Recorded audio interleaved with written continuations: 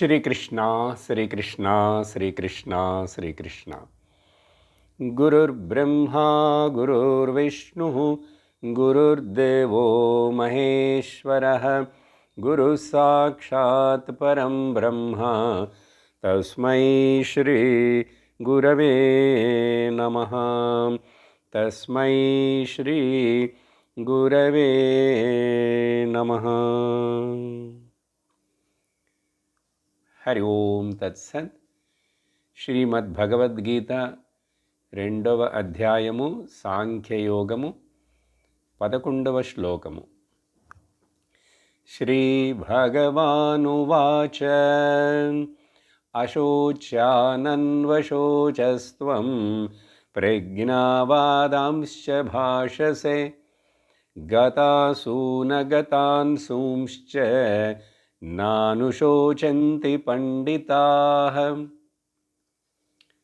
భగవాన్ శ్రీకృష్ణుడు అర్జునుడికి బ్రహ్మోపదేశం, ఆత్మోపదేశం లేక తత్వోపదేశం చేయాలని నిర్ణయించుకున్నాడు. దానికి కారణం అర్జునుడు శిష్యుడు స్థానానికి తనను అర్హతను తెచ్చుకున్నట్లుగా ఒక శ్లోకాన్ని చెప్పాడు. అప్పుడు శిష్యుడు ఎప్పుడైతే అక్కడ ఎదురుగా తయారైనాడో భగవాన్లోంచి గురువు కూడా జగద్గురువు, కృష్ణం వందే జగద్గురుం. అప్పుడు ఆ ఆచార్యుడు అవుతున్నాడు ఇప్పుడు కృష్ణుడు. ఆ సందర్భంలో ఇక్కడ మొదటి శ్లోకం గడిచిన సత్సంగంలో ఈ శ్లోకానికే మనం పూర్తిగా సమయాన్ని కేటాయించి దీనికి ఇక్కడి నుంచే శంకరాచార్యులు వారు భాష్యం రాశారని, దానికి ముందు రాసినటువంటి ఆ భాష్యము అనుబంధ భాష్యము, దాంట్లో చెప్పినటువంటి ముఖ్యమైన కొన్ని విషయాలను మనం విన్నాం. భగవద్గీత యొక్క ముఖ్యమైన ఉద్దేశం ప్రతి జీవుడు, శరీరంతో ఉన్న ఈ మనుషులందరూ కూడా ఆత్మజ్ఞానమును పొందుటకు, వాళ్ళ యొక్క నిజస్వరూపమును తెలుసుకొని ఈ సంసార శోకమోహ దుఃఖాలలో నుంచి బయటపడేందుకు మార్గం చూపాలని నిర్ణయించుకున్నప్పుడు భగవంతుడు ఈ విధంగా ఆ వేదముల యొక్క ఉపనిషత్తుల యొక్క సారాన్ని బోధించడం మొదలుపెట్టాడు. ఈ శ్లోకము ఏమి చెప్తున్నాడు భగవానుడు, సారాంశం మాత్రం జ్ఞాపకం చేసుకొని పై శ్లోకాల విషయాలకు వెళదాం. దేని గురించి అయితే దుఃఖించకూడదో దానిని గురించి నువ్వు దుఃఖిస్తున్నావు. పండితులైనటువంటి వాళ్ళు, జ్ఞానులు, ఆత్మతత్వము తెలిసిన వాళ్ళు ఇలా దేని గురించి అయితే దుఃఖపడకూడదో దాని గురించి వాళ్ళు దుఃఖించరు. ఏమిటది దుఃఖించకూడనిది? ఈ లోకంలో నుంచి మరణించి ఈ శరీరాలు వదిలి వెళ్ళిపోయిన వాళ్ళని గురించి కానీ, లేక ఉన్న వాళ్ళని గురించి కానీ, తర్వాత పోయే వాళ్ళని గురించి కానీ. ఎప్పుడైతే వెళ్ళిపోయిన వాళ్ళని చెప్తున్నామో అది పాస్ట్ టెన్స్, ఉన్న వాళ్ళని చెప్తున్నామో ప్రజెంట్, లేక వెళ్ళిపోతారో అనేది భవిష్యత్తు. అంటే అర్థం, మొత్తానికి మనుషుడు ఇప్పుడు ఉన్న పరిస్థితులు చూస్తూ ఉన్న వాటిని గురించి చింతిస్తాడు, బాధపడతాడు, దుఃఖపడతాడు. వెళ్ళిపోయినవి, జరిగిపోయిన వాటిని గురించి ఆలోచిస్తాడు, వరి అవుతుంటాడు. రాబోయే ఫ్యూచర్ని గురించి, విషయాలను గురించి కూడా చింతిస్తూ దుఃఖపడుతుంటాడు. అప్పుడు ఇతడికి ఇంకెప్పుడు సుఖం ఉంది, కానీ సుఖం కావాలని సుఖం కోసం వెతుకుతుంటాడు. ఎంతకాలం వరకైతే ఒకడికి నిజమైన ఆత్మజ్ఞానము ఏర్పడదో అంతవరకు ఈ దుఃఖం అనేది పోనే పోదు. ఆత్మ అజ్ఞానము దుఃఖమునకు కారణము. అప్పుడు దానికి మరి ఇంక రెమెడీ ఏమిటి?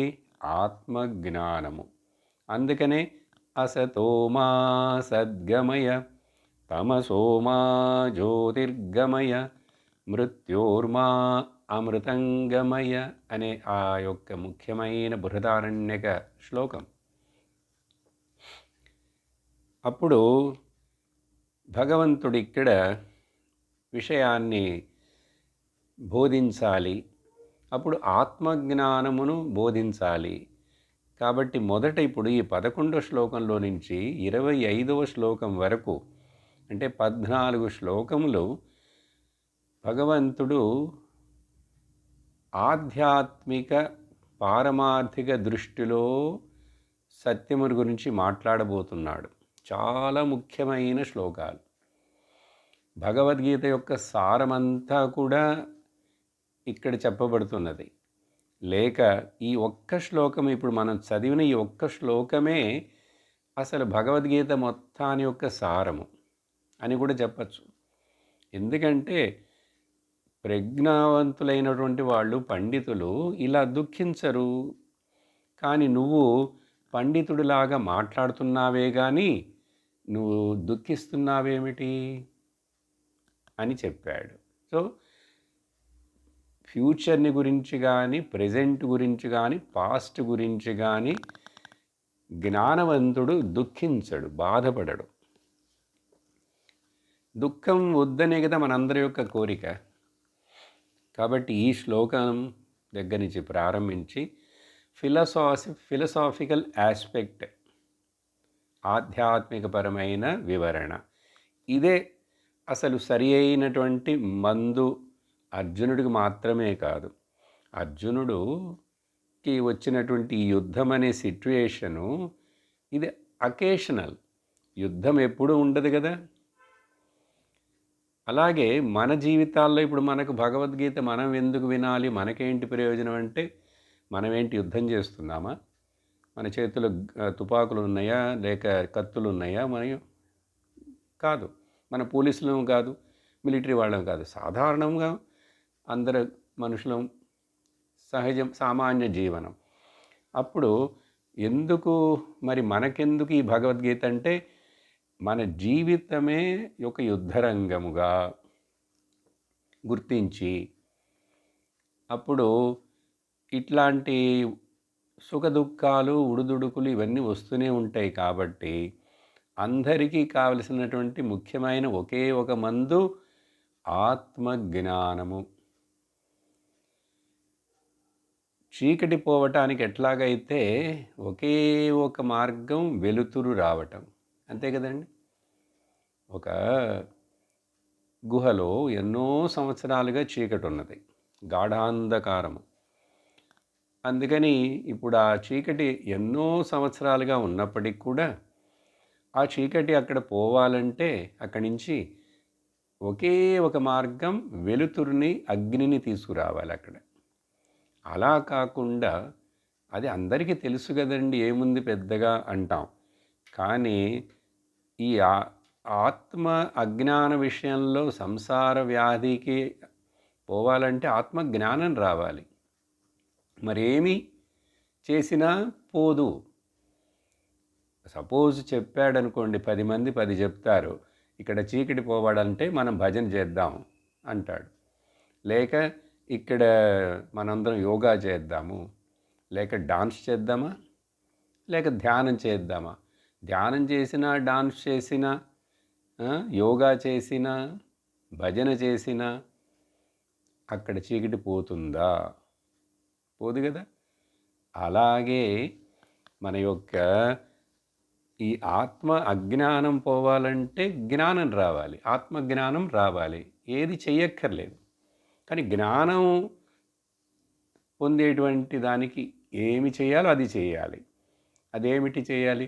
శ్రవణం చేస్తే చాలు. శ్రవణం చేస్తే చాలు.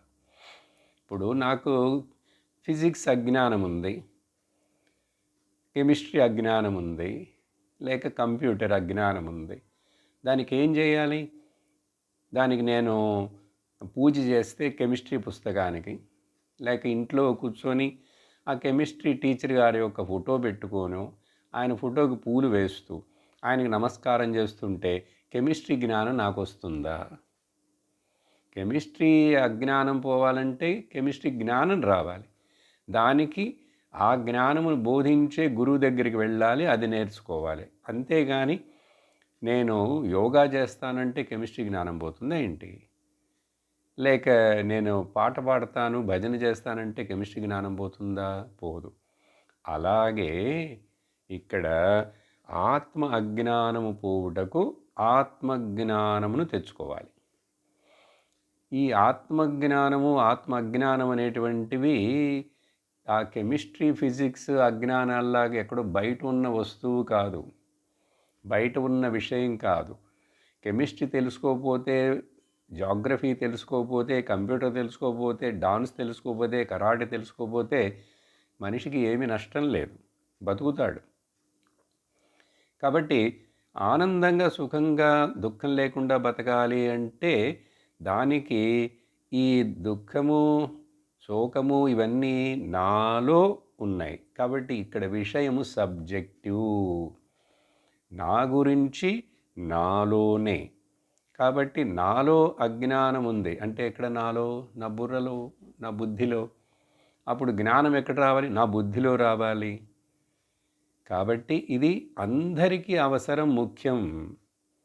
అందువలన ఫిలసాఫికల్ ఆస్పెక్ట్, ఆధ్యాత్మిక పారమార్థికపరమైన దృష్టికోణంలో ఇక్కడ 14 శ్లోకాలు భగవంతుడు వివరించబోతున్నాడు. ఆ తరువాత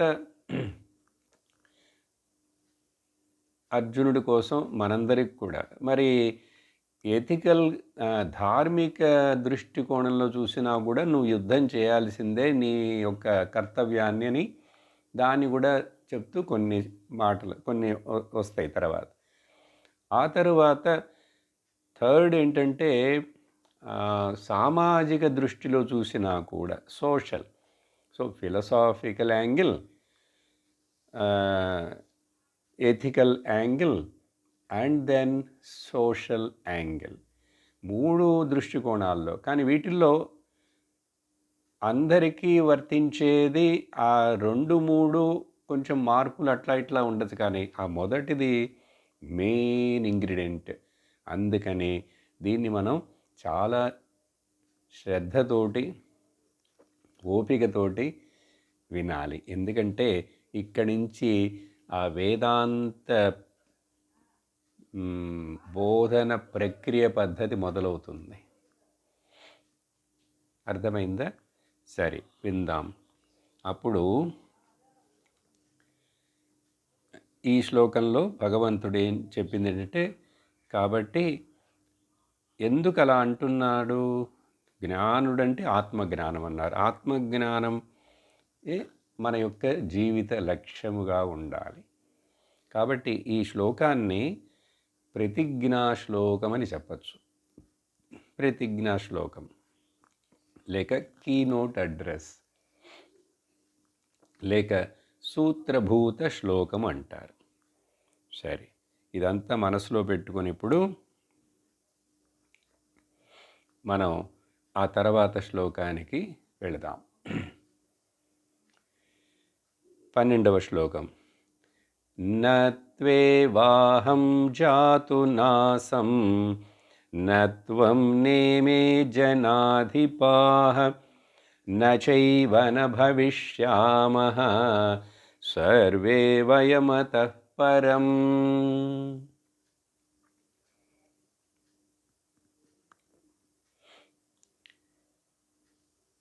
ఇక్కడ సాధారణ అర్థాన్ని చెప్పేస్తాను. ఇప్పుడు ఇక్కడి నుంచి మనం కొంచెం లోతుగా విచారించి దీని యొక్క సారము కృష్ణుడు ఈ శ్లోకం ద్వారా 12, 13, 14, 15 అండి, 4 శ్లోకాలు. ఈ ప్రారంభ శ్లోకం కూడా తీసుకుంటే 5 శ్లోకాలు ఆత్మజ్ఞానం ఆత్మజ్ఞానం అంటున్నారు. అసలు ఆత్మ అంటే ఏంటండి తెలియాలి కదా. మొదల్లో ఆత్మ అంటే అది నిత్యము ఉండేటువంటిది, మొదటి విషయం. ద క్యారెక్టరిస్టిక్స్ ఆఫ్ ది ఆత్మ. ఆత్మ నిత్య, ఇది గుర్తుంచుకోవాలి. ఇప్పుడు ఆ నిత్య అనేది ప్రూవ్ చేయాలి. అందువలన కుతః తే అశోచ్యాః అని ప్రశ్నించుకుంటే పైన చెప్పిన శ్లోకంలాగా దేని చేత, ఎందువలన వాళ్ళు పండితులు, ఆత్మజ్ఞానులు, ఆత్మతత్వం తెలిసిన వాళ్ళు దుఃఖించరు? దేని వలన? ఎందుచేతంటే బికాజ్, ఎందువలనంటే ఆత్మ నిత్యం. బికాజ్ ఆఫ్ ఆత్మ నిత్య. ఆత్మ నిత్యం అంటే ఏంటి, ఏ విధంగా అని చెప్పాలి. కానీ శ్లోకంలో అర్థం ఏమిటంటే, చూడు అర్జున, ఇక్కడ నేను కానీ, నువ్వు కానీ, ఇక్కడ ఉండే ఈ జనాలందరూ కానీ ఎప్పుడు లేకుండా లేనే లేరు. లేకుండా లేనే లేరు అంటే ఏంటండి? డబుల్ నెగిటివ్ ప్రయోగం అంటారు దీన్ని. వాళ్ళు ఇంతకుముందు ఎప్పుడు వాళ్ళు కానీ, నేను కానీ, నువ్వు కానీ, మనం ఎప్పుడు ఇంతకుముందు లేకుండా లేనే లేము, అంటే ఎప్పుడూ ఉన్నాము. అలాగే నువ్వు కానీ, నేను కానీ, వీళ్ళందరూ కానీ తర్వాత కూడా లేకుండా పోనే పోరు. చూసారా ఎట్లా ఉంది? నేను కానీ, నువ్వు కానీ, వీళ్ళందరూ కానీ భవిష్యత్తులో కూడా ఇప్పుడు లేకుండా ఉండటం అనేది ఉండనే ఉండదు. దీన్ని డబుల్ నెగిటివ్ ప్రయోగం అంటాం. ఏమిటి దీని అర్థం? ఇంతేనండి? అర్థం కాలేదే, కొంచెం కష్టంగానే ఉందే భగవద్గీత, అంతా ఇట్లాగే ఉంటుందా అని చెప్పి ఇప్పుడే వెంటనే నిరుత్సాహపడి దానికి వినాలి. ఎలా అర్థం చేసుకోవాలి దీన్ని? ఇప్పుడు మనం ఇంతకుముందు లేదు అనేది లేనే లేదు, తర్వాత కూడా ఉండము అనేటువంటిది లేనే లేదు. అప్పుడు ఏమిటి చూడండి విచారణ.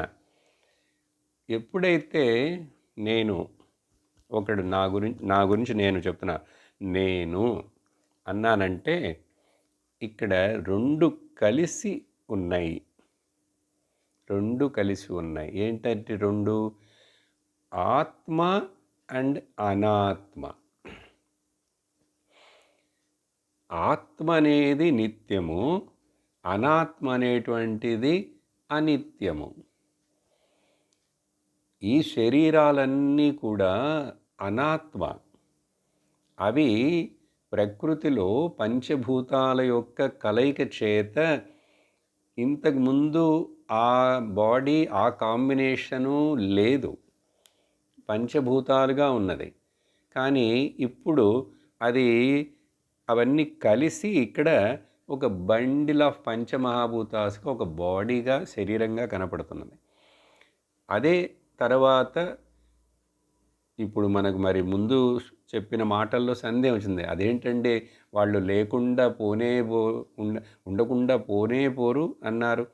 మనం కళ్ళ ముందే చూస్తున్నాం కదా, జనాలు మరణించటం, వాళ్ళని మనమే తగలబెడుతున్నాం, పూడ్చిపెడుతున్నాం కదా. అంటే అనాత్మ తర్వాత ఈ శరీరం ఉండదు, కానీ ఆత్మ అనేది ఉంటూనే ఉంటుంది. అప్పుడు శరీరాన్ని చూసినట్లుగా ఆత్మని మనం చూడలేకపోతున్నాం, కళ్ళతోనూ చూడలేకపోతున్నాం, మనస్సుతోనూ చూడలేకపోతున్నాం. ఎట్లా? అసలు ఆత్మ అనేది ఎలా అర్థం చేసుకోవాలంటే దానికి ఉదాహరణ చెప్పి మనం దాన్ని అర్థం చేసుకుంటే అర్థమవుతుంది. మొదటి ఉదాహరణం ఇప్పుడు ఈ క్లిప్పుని మీకు చూపిస్తున్నాను. ఈ క్లిప్పు మీకు కళ్ళతోటి చూశారు, ఉన్నదని తెలుస్తున్నది. ఈ క్లిప్పు అనేది ఇక్కడ ఉన్నదని తెలియటానికి దీని దీని మీద ఒక ప్రకాశం వెలుతురు పడుతున్నది. దాని వలన ఈ క్లిప్పు తెలుస్తున్నది. మరలా నా ముఖము మీకు తెలుస్తున్నది. ఇప్పుడు నా ముఖం మీద కూడా వెలుతురు పడుతున్నప్పుడు తెలుస్తున్నది, క్లిప్పు తెలుస్తున్నది. ఇప్పుడు ఈ క్లిప్పుకి నా ముఖానికి ఈ మధ్యలో వెలుతురు ఉందంటారా లేదంటారా? సూక్ష్మం, జాగ్రత్తగా గమనించాలి. వెలుతురు ఉంది. నీకు తెలుస్తున్నదా? నువ్వు గమనిస్తున్నావా? గమనించట్లేదు. కళ్ళతోటి ఆ మధ్యలో ఉన్న వెలుతురు నీకు తెలియట్లేదు, మనస్సుకి తెలియదు. అప్పుడు కళ్ళకి తెలియలేదు, మనస్సుకు తెలియలేదు కాబట్టి అక్కడ వెలుతురు లేదని చెప్తారా? చెప్పచ్చా? చెప్పలేం, చెప్పకూడదు, తప్పు. అప్పుడు ఒక వస్తువు ఇలా కనపడుతున్నది మనకంటేనే వెలుతురు అనేది ఉండాలి, ప్రకాశము. చూసారా? ఇప్పుడు ఈ వస్తువుని ఇక్కడ పెట్టినప్పుడు మీకు చూస్తున్నారు. ఇలా దీన్ని తీసేస్తే ఇప్పుడు దీన్ని ఎక్కడైతే నేను పెట్టి చూపించానో ఈ లెవెల్లో అక్కడ వెలుతురు ఉన్నది. కానీ ఆ వెలుతురు వ్యక్తమవ్వటానికి కావలసిన ఒక మీడియం ఏది లేనందువలన అక్కడ మీకు వెలుతురు ఉన్నట్లుగా ఈ కళ్ళకు కనిపించట్లేదు. చూసారా? ఇలా ఉదాహరణ ఏదైనా తీసుకోండి. ఈ 2 చేతులు పెట్టాను ఇప్పుడు ఇక్కడ. ఈ 2 చేతుల మధ్యలో ఈ చెయ్యి కనపడుతున్నదంటే దీని మీద వెలుతురు పడుతున్నది. ఇప్పుడు వెలుతురు దీని మీదను పడుతున్నది, ఇక్కడ దీని మధ్యలోనూ ఉంది, ఇది పెట్టినప్పుడు ఇక్కడే కనపడుతుంది. ఇప్పుడు ఈ 2 లేనందువలన అక్కడ వెలుతురు లేకుండా పోయిందా? పోలేదు కదా. అప్పుడు వెలుతురు అనేటువంటిది ఉన్నది, ఎప్పుడూ ఉన్నది, నిత్యముగా అక్కడ ఉన్నది. అలాగా ఆత్మ నిత్యము ఎప్పుడూ ఉన్నది. అలా నిత్యము ఎప్పుడూ ఉన్న ఆత్మలో ఈ క్లిప్పు చూపించినట్లు ఒక బాడీ కనపడుతున్నది, ఇంకొక క్లిప్పు ఇంకొక బాడీ కనపడుతున్నది. ఇప్పుడు ఈ శరీరం క్లిప్పు ఇక్కడ కనపడ్డాను కనపడకపోయినాను వెలుతురు ఉందా లేదా? ఉంది. ఉదాహరణ బాగానే ఉందండి గురువుగారు. ఆత్మ గురించి చెప్పండి. ఆత్మ గురించి చెప్పడానికి ఉదాహరణ, నేను అనేటువంటిది ఎప్పుడూ ఉంటున్నది. నేను అని ఉన్నాను అని అనిపిస్తున్నది చూసారా? ఆ ఎరుక, ఉన్నాను, ఉనికి, ఉన్నానని నాకు తెలుస్తున్నది ఎరుక. ఈ దీంట్లో ఎవరికైనా డౌట్ వస్తుందా? నేను ఉన్నానా లేదా? నేను ఇంట్లో ఉన్నానా, బయట ఉన్నానా, అక్కడ ఉన్నానా, ఈ గదిలో ఉన్నానా అనేది శరీరం. నేను ఉన్నాననేటువంటిదో డౌట్ వస్తుందా? దానికి ఏమైనా ప్రూఫ్ కావాలా? దీనికి ఉదాహరణ చెప్తాను. ఉదాహరణ చాలా ముఖ్యం వేదాంతమును అర్థం చేసుకోవాలంటే. వేరే మార్గం లేదు. ఈ సంస్కృతం శ్లోకాలు మాత్రమే కృష్ణుడు ఉపనిషత్తు చెప్పింది వింటుంటే మనకు గ్రాస్ప్ చేయటం కష్టం. కానీ దీని యొక్క అర్థం ఇదే. ఉదాహరణ చూడండి. మనందరికీ చిన్నప్పటి నుంచి తీసిన చాలా ఫోటోలు ఉన్నాయి కదా. చాలా ఫోటోలు ఉంటాయి. ఆ రోజుల కెమెరాలు లేవు కాబట్టి కొంచెమే ఫోటోలు ఉండొచ్చు కొంతమందికి. ఈ రోజుల్లో వాడి చేతిలో కెమెరా ఉంది కాబట్టి తల్లిదండ్రులు పిల్లవాడు పుట్టినప్పటి నుంచి మొదలుపెట్టి ఫోటోలు ఎన్నో తీసి పెడతారు. సరే, మనకి కొన్ని ఫోటోలు ఉన్నాయి. నేను ఆ ఫోటోల్ని చూస్తున్నాను. చిన్నప్పుడు నేను పుట్టినప్పుడే నాకు ఫోటో తీశారు. ఇదెవరు? నేనే. ఆ తర్వాత నేను లేచి నిలుచొని నడుస్తున్నప్పుడు నాకు తీశారు. అదెవరు? అది నేనే. ఆ తర్వాత స్కూల్కి వెళుతున్నాను నేనే, సైకిల్ తొక్కుతున్నాను అది తీశారు నేనే, తర్వాత నేను కాలేజీకి వెళ్ళాను అక్కడ తీశారు అది నేనే, గ్రూప్ ఫోటోలు తీశారు అది నేనే, ఆ తర్వాత పెళ్ళి అయింది అప్పుడు తీశారు ఫోటో అప్పుడు నేనే, ఆ తర్వాత కొంచెం 40 ఏళ్ళు వచ్చేసినాయి, ముఖం మారింది, శరీరం మారింది, అన్నీ కొన్ని చిన్న చిన్న ప్రాబ్లమ్స్ వస్తున్నాయి శరీరానికి, అప్పుడు నేనే ఉన్నాను. ఆ తర్వాత ముసలితనం వచ్చింది, అప్పుడు నేనున్నాను. కాబట్టి ఇన్ని మార్పులు వచ్చినాయే దేంట్లో? అనాత్మలో. ఎవరి అనాత్మ? శరీరం. కాబట్టి అనాత్మలో మార్పులు వచ్చినాయి కానీ నేను ఉన్నాను, నేను ఉన్నాను, నేనే అది, నేనే అది, నేనే అది అనే దాంట్లో మార్పు వచ్చిందా? మార్పు రాలే. మార్పు వస్తే నేనే అని చెప్తున్నాను కదా. కానీ నేనంటే ఏంటి మరి? ఆ చిన్న బాల్యావస్థలో ఉన్నది లేదుగా. బాల్యం అనేటువంటిది నిత్యముగా లేదుగా, మారిపోయింది, అది మరణించిపోయింది బాల్యం అనేది. ఆ తర్వాత శ్లోకంలో చెప్తాడు ఇవే మాటలు కృష్ణుడు. నేను ఇప్పుడే మీకు దీనికి దానికి కనెక్షన్ అయ్యేట్టుగానే ఉదాహరణ చెప్తున్నాను. ఇప్పుడు ఆత్మ నిత్యమని చూపించాలి. కాబట్టి ఆ శరీరంలో వచ్చిన మార్పులు, శరీరానికి అనాత్మకి మార్పులు వస్తున్నాయే కాబట్టి అది నిత్యమని చెప్పలేం. కానీ ఆ మార్పులన్నీ వస్తున్నప్పటికి కూడా, వాటిని చూస్తున్నప్పటికి కూడా నేననేది భావన, నేననే ఆ ఫీలింగ్ ఉంది చూసారా, అది ఉంటూనే ఉన్నది, అది మారలే. మరలా ఇక్కడ ఆ నేను అప్పుడు హ్యాపీగా ఉన్నాను, ఇప్పుడు దుఃఖంతో ఉన్నాను అని అనేది మళ్ళీ అది మనస్సుకి. మనస్సు నిన్న బాగుంది, సంతోషంగా ఉంది, ఈరోజు దుఃఖపడుతున్నది. ఎవరికది? మనస్సు. మనస్సు ఎవరు? మనస్సు కూడా అనాత్మనే. శరీరంలో ఈ శరీరం అనాత్మ అంటేనే పంచకోశములు లేక 3 శరీరాలంటాం. స్థూల శరీరం, సూక్ష్మ శరీరం, కారణ శరీరం అనాత్మ. లేక అన్నమయ కోశం, ప్రాణమయ కోశం, మనోమయ కోశం, విజ్ఞానమయ కోశం అండ్ ఆనందమయ కోశం, 5 అనాత్మ. కాబట్టి వీటిల్లో మార్పులు జరుగుతూనే ఉన్నాయి. అవి జరుగుతున్నా కూడా నేను ఉన్నాను అనేది అందరికీ అది కంటిన్యూస్గా ఉంటుంది. కాబట్టి అది నేను ఉన్నాననే ఆ తెలివి, ఆ ఎరుక, అది నిత్యము, అది నిత్యము. కాబట్టి ఈ శ్లోకంలో ఇప్పుడు ఆత్మ అనేటువంటిది మొదట నువ్వని తెలుసుకో.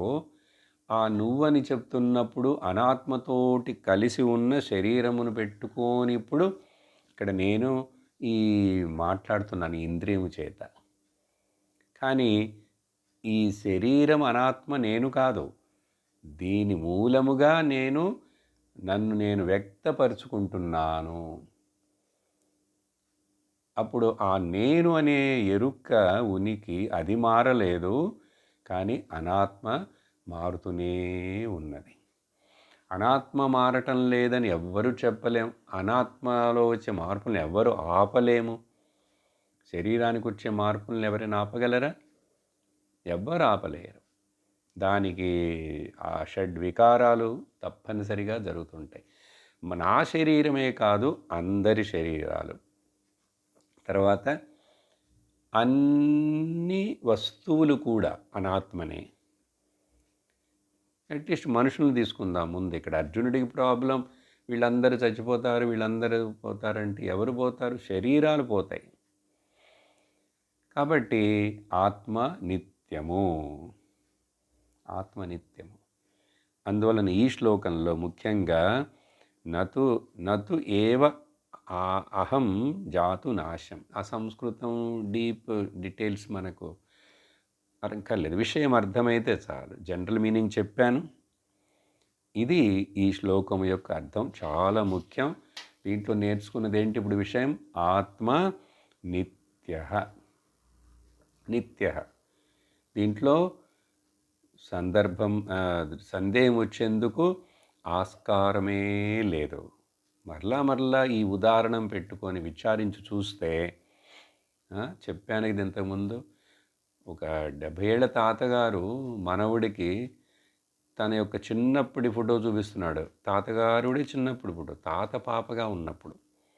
ఆ పాప అడిగింది, తాత తాత ఈ ఫోటోలో ఈ పాప ఎవరు అంటే, అది పాప కాదు, ఈ తాతే ఆ పాప. అప్పుడు ఈ మనవుడు అడుగుతాడు, అదేంటి తాత ఎట్లా పాప అవుతుంది, లేక ఆ పాప ఎట్లా తాత అవుతుందంటే ఆ మనవుడికి ఇప్పుడు చెప్తే అర్థం కాదు. అది నేనే. ఈ చెప్పే తాతగారికి ఎంత కాన్ఫిడెన్స్, సందేహం ఉందా? ఎందువలన? అంతా మారిపోయిందిగా. అప్పుడు మారింది ఎవరు? మారకుండా నేనే అది అని చెప్తున్నది ఎవరు? ఈ రెండిటిని అట్లా ఒకే చోట ఉన్నాయి, అంటుకొని ఉన్నాయి, చేరి ఉన్నాయి. కానీ ఈ డిస్క్రిమినేషన్ తోటి గుర్తించాలి. ఈ వివేకంతో నా బుద్ధిలో గుర్తించాలి. గుర్తించి గనక నేను దాన్ని అర్థం చేసుకున్నానంటే అప్పుడు ఆత్మ నేననేది నాకు తెలుస్తుంది. అందుకని వేదాంతం అంటే చాలా కష్టమనేమీ కాదు. చక్కగా విన్నాము, ఎసిమిలేట్ చేసుకున్నామంటే శ్రద్ధతోటి ఇప్పుడే తెలివి వచ్చేస్తుంది. ఇప్పుడు నేను చెప్పిన ఈ విషయాల్లో ఈ ఎగ్జాంపుల్స్లో ఏదైనా తప్పు ఉందా? అర్థం కాకుండా ఏమైనా ఉందా? లేదు. కాబట్టి ఆత్మ నిత్య. ఆ తర్వాత ఇప్పుడు దీన్ని ఇక్కడ ఎందుకు ప్లూరల్గా చెప్పారు అంటే భవిష్యామః అని, జనాధిపాః, ఇదంతా ఆత్మ చాలా రకాలు అని చెప్పటానికి కాదు, ఆత్మలు వేరువేరు అని చెప్పటానికి కాదు. అది శరీర భేదము చేత దేహభేదానుకృత్య నా ఆత్మభేదాభిప్రాయేణ భేదాభిప్రాయేణ. ఆత్మలో రకరకాల భేదాలున్నాయి. ఆ శరీరంలో ఉన్న ఆత్మ వేరు, ఈ శరీరంలో ఉన్న ఆత్మ వేరని చెప్పటానికి కాదు. ఒకే ఆత్మ, ఒకే ఆత్మ. ఈ నిత్యమని చెప్పినటువంటి ఆత్మను గురించి ఇప్పుడు ఇంకా దాన్ని నిరూపణం చేయటం కోసం భగవంతుడే 13వ శ్లోకంలో మనకు అర్థం అవ్వటం కోసం ఒక ఉదాహరణ ఇస్తున్నాడు. నేను ఉదాహరణలు ఇచ్చాను మీకు 2-3. దాంట్లోంచి ఒకటి తీసుకుని భగవంతుడు ఇక్కడ చెప్పబోతున్నాడు. ఎందుకంటే ఇది సూక్ష్మముగా ఉంది విషయం, అందుకని దీన్ని తత్వచింతనం అంటారు. చూసారా? అప్పుడు ఆత్మ నిత్యమని నిరూపించటం కోసమే 13వ శ్లోకంలో భగవంతుడు ఏం చెప్తున్నాడంటే, దేహినోస్మిన్ యథా దేహే కౌమారం యౌవనం జర తథా దేహాంతర ప్రాప్తి ధీరస్తత్ర న ముహ్యతే. ధీరుడైనటువంటి వాడు, ఈ ఆత్మజ్ఞానమును పొందినటువంటి వాడు భగవద్గీత 2వ అధ్యాయం ఈ శ్లోకాలని చక్కగా వింటున్నటువంటి ధీరులు, మగవాళ్ళు, ధీరాణీలు, ఆడవాళ్ళు కానీ అందరూ ఇంకా వాళ్ళు దుఃఖించరు. ఇప్పుడు ఆత్మ నిత్యమని తెలిసిపోయింది కదా, అప్పుడు తర్వాత నేను ఆత్మ అని కూడా నాకు తెలిసిపోయింది కదా, అప్పుడు ఎందుకు దుఃఖించటం? ధీర. అప్పుడు ఈ విషయంలో అనాత్మలు, శరీరాలు వస్తున్నాయి, కనపడుతున్నాయి, పోతున్నాయి, అవి అనాత్మ కాబట్టి, అవి నిత్యము కాదు కాబట్టి ఇంకా నేను దుఃఖించాల్సిన అవసరం లేదు. ఎందుకు? నన్ను నేను నిత్యమని గుర్తించాను కాబట్టి. దానికి ఇక్కడ భగవంతుడు చెప్పే ఉదాహరణ వినటానికి ముందు ఇప్పుడు ఆత్మ అనేటువంటిది అది సర్వగతః. అది బయట ఉన్నది, లోపల ఉన్నది, అంతటా ఉన్నది. అది ఒకే ఆత్మ. ఒకే ఆత్మ. అది నిత్యమని చెప్పాం. ఇప్పుడు ఏంటంటే చెప్పాలి, అది ఒకే ఆత్మ. అనాత్మలు అనేకము. అనాత్మలు అనిత్యము. అప్పుడు ఆత్మ నిత్యము, ఆత్మ ఏకము. అనాత్మలు అనిత్యము, అనేకము. అప్పుడు ఆత్మ ఒకటేనా? అప్పుడు దీని ఆత్మ అనేది నిత్యముగా ఉంది కాబట్టి నేను ఇంకా దుఃఖించాల్సిన పని లేదు. ఒకవేళ నువ్వు జీవాత్మ అని అనుకున్నా కూడా నీకు మరణం లేదు. ఎందుకంటే అనాత్మైన శరీరాలు మరణించి కనిపించకుండా పోతున్నా కూడా మరలా నువ్వు ఇంకొక శరీరాన్ని తీసుకుంటావు. ఎలా? జీవాత్ముడుగా. జ్ఞానం రాకపోతే, నిశ్చయమైన ఆత్మను నేననే ఈ ఆత్మనిష్ట రాకపోతే మరలా నువ్వంటే ఇక్కడ ఎవరు? నీలోని అనాత్మ భాగమైనటువంటి సూక్ష్మ శరీరము, సటిల్ బాడీ, లింగదేహము, అది మరొక శరీరం వెతుక్కొని ఇంకొక శరీరంలోకి జొరబడి అక్కడ మరలా అది జీవితం కంటిన్యూ చేస్తుంది. అలా అని నువ్వు అనుకున్నప్పటికి కూడా, ఎలా? నువ్వు జీవాత్మ అనుకున్నప్పటికి కూడా నువ్వు ఉన్నావు అక్కడ. ఇప్పుడు ఈ శరీరంలో ఇక్కడ లేకపోయినా మరొక శరీరంలో అక్కడ ఉన్నావు. జీవాత్మ నిజము కాదు. ఆ విషయానికి మనం వస్తాం, చిన్నగా ప్రూవ్ చేస్తాం. నువ్వు అట్లా అనుకున్నప్పటికి కూడా అప్పుడు మరణిస్తానని భయం ఎందుకు? ఇది క్వశ్చన్. అందరికీ మరణ భయం ఉంది కదా. మరణ భయం ఉంది. చిన్నప్పుడు వచ్చిన మార్పులన్నిటి చేత మనకు అంత భయం లేదు. కానీ ముసలితనం వచ్చి ఇంకా మరణిస్తాము, అందరూ కూడా మరణిస్తున్నారని అది అనుకుంటే మాత్రం భయం ఉంది. చూసారా? ఇప్పుడు చిన్న పిల్లవాడికి స్కూల్కి వెళ్తున్నాడు, ఫస్ట్ స్టాండర్డ్, సెకండ్ స్టాండర్డ్. వాడు అడగండి, స్కూల్కి వెళ్ళటం, చదవటం వాడికి ఇష్టం ఉండదు. ఆడుకోవటం ఇష్టం, ఎప్పుడు అమ్మతోటి ఉండటమే ఇష్టం కదా. అందుకని ఆ పిల్లవాడిని కొంచెం తెలివి మాటలు వచ్చినప్పుడు అడిగితే వాడేమంటాడు? నాకు చదువు అంతా ఇది వద్దు, నేను తొందరగా నాన్నలాగా పెద్దవాడినై మోటార్ బైక్ నడపాలి నేను అంటాడు. కానీ పెద్దవాళ్ళైన తర్వాత మనల్ని అడిగితే, ఇప్పుడు నువ్వు ఇంత పెద్దవాడివైనావు కదా, ఇప్పుడు ఎట్లా ఉందంటే, ఏదో లేండి, ఆ చిన్నప్పుడు స్కూల్ డేస్ చాలా బాగున్నాయండి. అందుకని ఆ ఫోటోలు చూసుకుంటామండి అప్పుడప్పుడు. అందుకనే అండి అల్యూమిని ఆ గ్రూపుల్లో అప్పుడప్పుడు కలుసుకొని ఏదో అవన్నీ తలుచుకుంటుంటాం. సో పెద్దవాడైన తర్వాత ఏమో ఆ చిన్నప్పుడుగా ఉంటే బాగుంది ఆ రోజులే అంటాడు. ఈ చిన్న పిల్లవాడిగా ఉన్న వీడేమో తొందరగా నేను అన్నయ్యలాగా కాలేజీకి వెళ్ళాలి, ఆ తర్వాత నాన్నలాగా నేను కారు నడపాలి, ఇవన్నీ అంటాడు వాడు. చూశారా? సరే, విషయం ఏమిటంటే ఈ మార్పులు ఇవన్నీ వచ్చినా కూడా దుఃఖపడుతున్నాం కదా. ఎక్కడ? ముసలితనం, వ్యాధులు, ఇంకా మరణం వస్తుందన్నప్పుడు అందరూ అట్లాగే వచ్చిపోతారు. అప్పుడు ఆ దుఃఖం పెద్ద దుఃఖంగా ఉంది. ఇప్పుడు 11వ శ్లోకంలో భగవంతుడు ఏం చెప్పాడు? ఆత్మ నిత్యమని తెలుసుకున్నవాడు దుఃఖించాడు. అందుకని నువ్వు జీవాత్మ అని అనుకున్నప్పటికి కూడా నువ్వు దుఃఖించక్కర్లేదు. నువ్వు ఎక్కడికి పోవు, మరలా పుడుతూ ఉంటావు నువ్వు. కానీ ఈ శరీరంలో ఉండవు.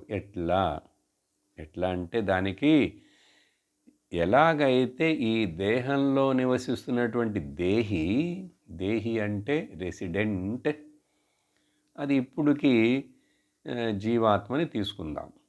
ఓకే, టెంపరీగా. జీవాత్మ సత్యము కాదు, నిజము కాదు, కానీ తీసుకుందాం. దాన్ని దేహి అంటారు. ఈ దేహంలో ఈ రెసిడెన్స్లో నివసిస్తున్న రెసిడెంట్, ఈ ఇంట్లో నివసిస్తున్న, ఇది ఇల్లు లాంటిదే కదా. దేహినోస్మిన్ యథా దేహే, ఎలాగైతే ఈ దేహాన్ని చూస్తున్నాం. ఎలా? బాల్యం చూసాం. చూడండి, నేను చెప్పిన ఎగ్జాంపుల్ ఇక్కడ భగవానుడు బాల్యం చెప్పలే, కౌమారం, యవ్వనం, జర మూడే చెప్తున్నారు. సహజంగా చిన్నప్పుడు శిశు, బాల్యం, కిషోరం, తర్వాత కౌమారం, యవ్వనం అండ్ జర అంటాం కదా. ఈ స్టేజెస్ అన్నీ ఎలాగైతే ఒకటి పోయి మరొక స్టేజ్ వచ్చింది, అది పోయింది, మరొక స్టేజ్ వచ్చింది, అదొకటి పోయింది, మరొక స్టేజ్ వచ్చింది. అదేవిధంగా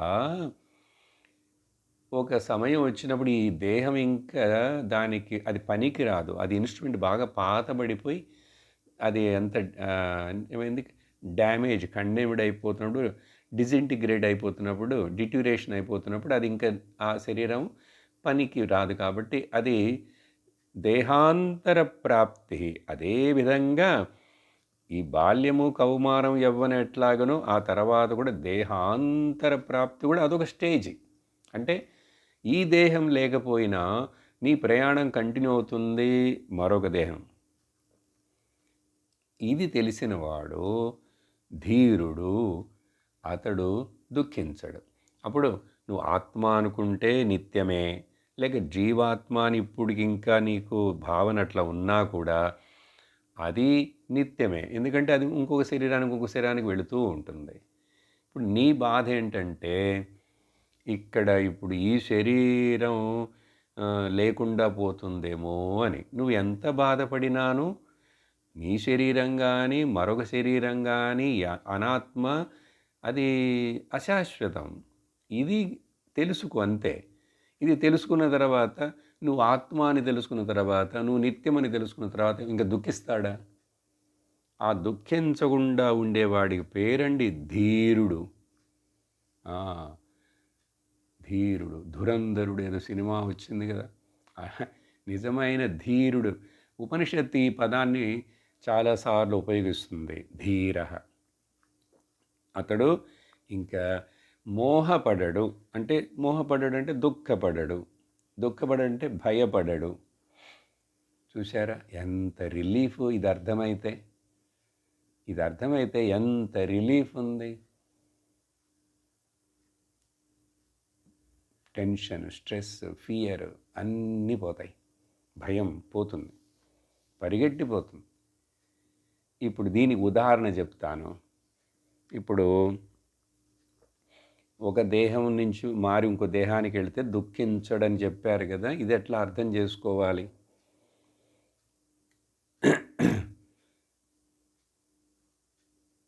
మనం ఒక ఇంట్లో ఉంటున్నాం.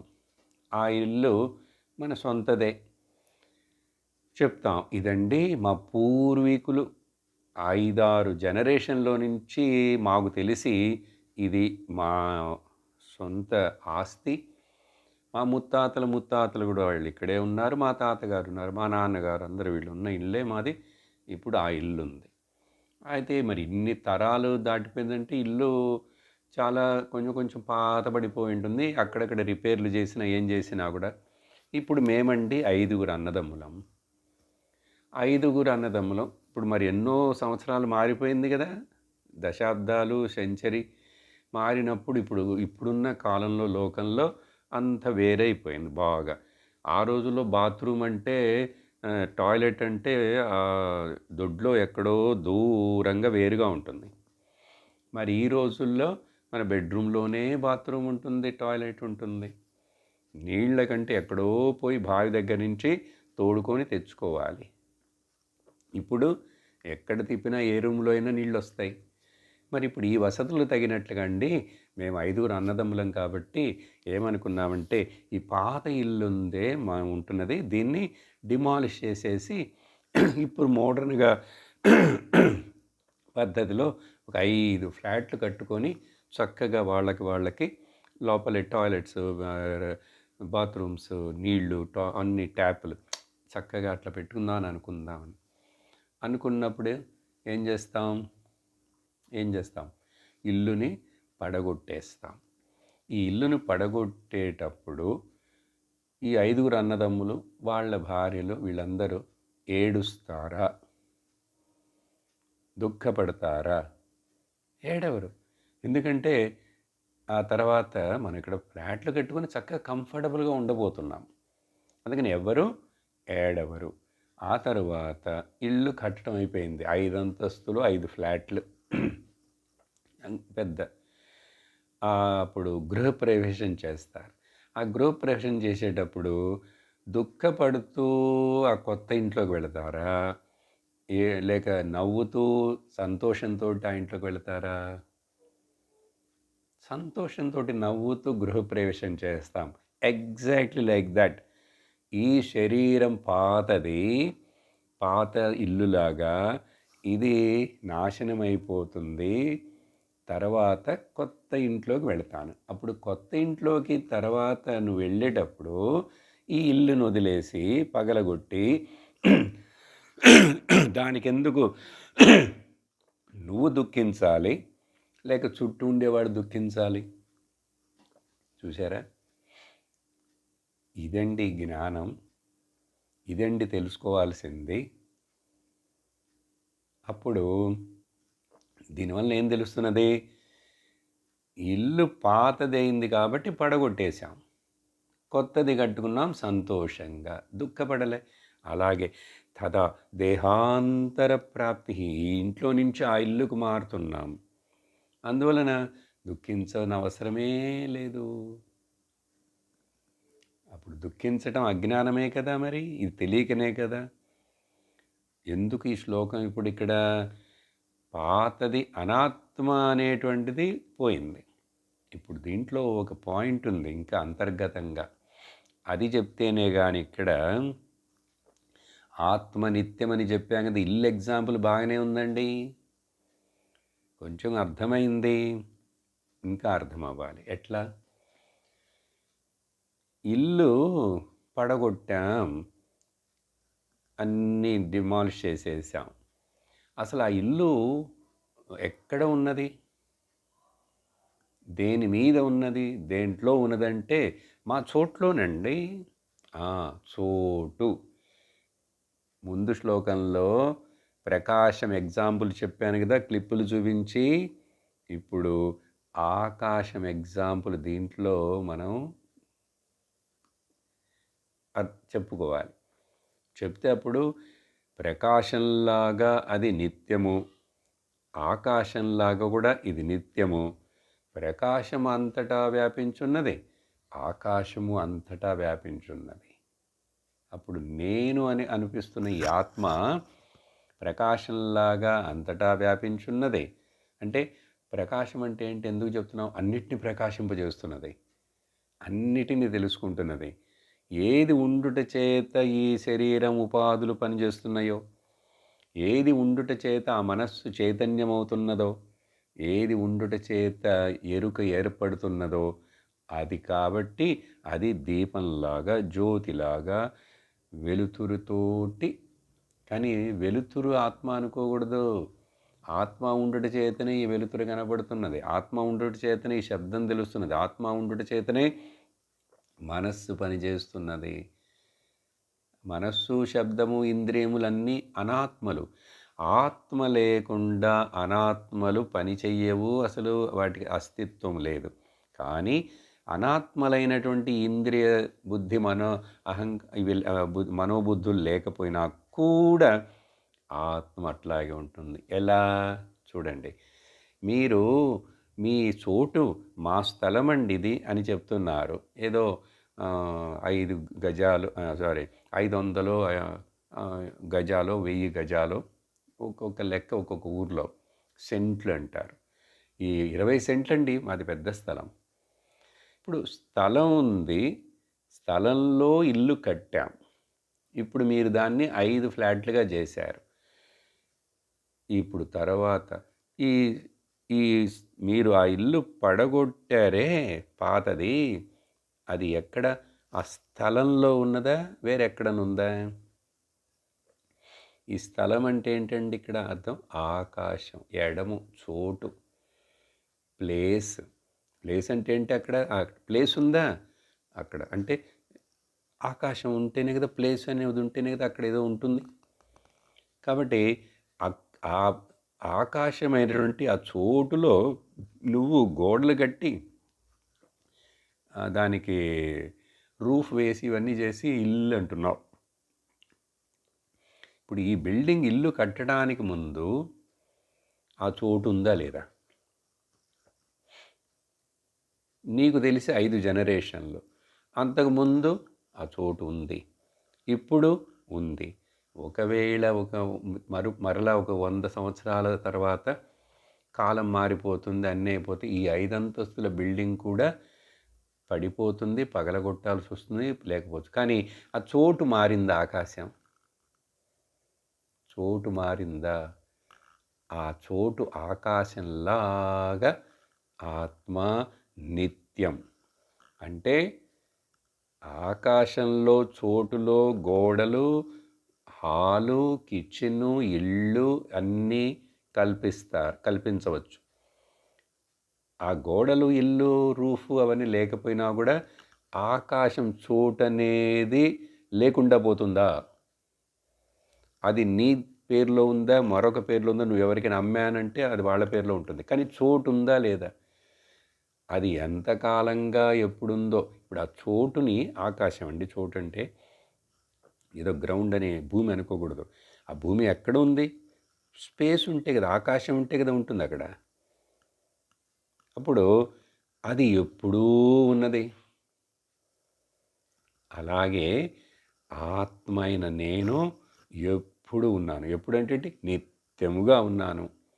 కాబట్టి నాలో ఈ శరీరం కనపడుతున్నది, నాలో ఈ ప్రపంచం కనపడుతున్నది, నాలో అన్నీ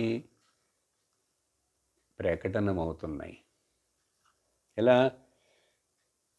ఈ స్థలంలో వీళ్ళు మనకి ఇంకా దీంతో పాటుగానే మనం ఆకాశం అని చెప్పినప్పుడు, ప్రకాశం అని చెప్పినప్పుడు పక్కనే అర్థం చేసుకోవాల్సిన ఒక విషయం ఏంటంటే ఇది ఏకం. ఆ పాయింట్ వస్తుంది వేరే చోట. ఇప్పుడు చూడండి, ఇక్కడ ఇప్పుడు ఈ 2వ శ్లోకంలో 13లో నిత్యమైనటువంటి ఆత్మ అవిక్రియ. అవిక్రియ అంటే అదేమీ చేయట్లేదు, అది ఏమీ చేయట్లేదు. అది ఆకాశం అని చెప్పాం కాబట్టి ఇప్పుడు స్పేస్ అండ్ ఆకాశం, మా ఇంట్లో ఉన్న చోటు, మీ ఇంట్లో ఉన్న చోటు, వాళ్ళ ఇంట్లో ఉన్న చోటు, ఆ దేశంలో ఉన్న చోటు, చోటు అంటే ఆకాశం, అంతా ఒకటే కదా? అంతా ఒకటే, ఒకే ఆకాశం. చూశారా? అందుకని భూమిలో మార్పు రావచ్చు, కాంటినెంట్లో మార్పు రావచ్చు, ద్వీపాలు ఏర్పడవచ్చు, సముద్రాలు డివిజన్ అవ్వచ్చు, ఏదైనా. కానీ ఆకాశంలో ఏదైనా డివిజన్ ఉందా? అలాగే పైన సూర్యుడి నుంచి వెలుతురు పడుతున్న ప్రకాశం అంతటా అది ఉంది. అది కొన్ని చోట్ల వ్యక్తమవుతున్నది, కొన్ని చోట్ల వ్యక్తం అవ్వట్లేదు. కానీ ఇప్పుడు ఈ స్పేస్ చెప్తే చూడండి, ఇప్పుడు నేను ఈ చెయ్యిని దీని మీద పెడితే ఇక్కడ వెలుతురు పడలేదు. కానీ ఇప్పుడు ఆకాశం ఉదాహరణ చెప్పాం. నేను ఇట్లా దగ్గరికి తెచ్చినా కూడా, ఏం చేసినా కూడా ఆ రెండింటి మధ్యలో ఆకాశం ఉందా లేదా, స్పేస్ ఉందా లేదా? ఆత్మ అలాగా. అది మాత్రమే కాదు, అది ఏమీ చేయట్లేదు. ఎట్లా? ఇప్పుడు నేను ఇట్లా చేతులు బాగా వేగంగా కదిపాను. ఇక్కడ పడుతున్న, దీని మీద పడుతున్న వెలుతురు, ఈ చుట్టూ ఉన్న వెలుతురు, ఆ ప్రకాశం వెలుతురికి ఏదైనా నొప్పి పుడుతుందా? అయ్యయ్యో, వీళ్ళు ఆడించకు. వెలుతురుకి ఏమైనా అవుతున్నదా? లేకపోతే ఇలా చేసుకోండి, ఇక్కడ ఆకాశం ఉంది కదా, ఇక్కడ ఆకాశం ఉంది, ఇక్కడ ఆకాశం ఉంది, ఇక్కడ ఉంది, అంతటా ఉంది. ఇప్పుడు ఆకాశంలో నేను శబ్దం చేశా, ఆడించా. ఇంతకుముందు చెప్పాం. ఇప్పుడు ఈ మొత్తం ఆకాశంలోనే కదండి భూకంపం వచ్చిన, భూమికి ఉప్పెనులు వచ్చిన, సునామీ, సముద్ర జలంలో మంటలు రేగి, అడవుల్లో కారు చిచ్చులు వచ్చినాను, ఏమి గాలులు అతి వేగంగా వీచినను, ఆకాశానికి ఏదైనా దురద పుడుతుందా, జల పుడుతుందా, నొప్పి పుడుతుందా, గాయమవుతుందా? ఈ ఉదాహరణలు, ఈ విషయం అర్థమైందంటే బ్రహ్మజ్ఞానము, వేదాంత సారము అలా తోలు ఒలిచి చేతిలో పెట్టిన అరటిపండులాగా. ఇప్పుడు చెప్పండి, కష్టమా?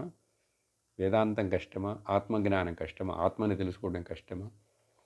ఎందుకో కష్టపడి ఎన్నెన్నో ఏవేవో చేస్తాం.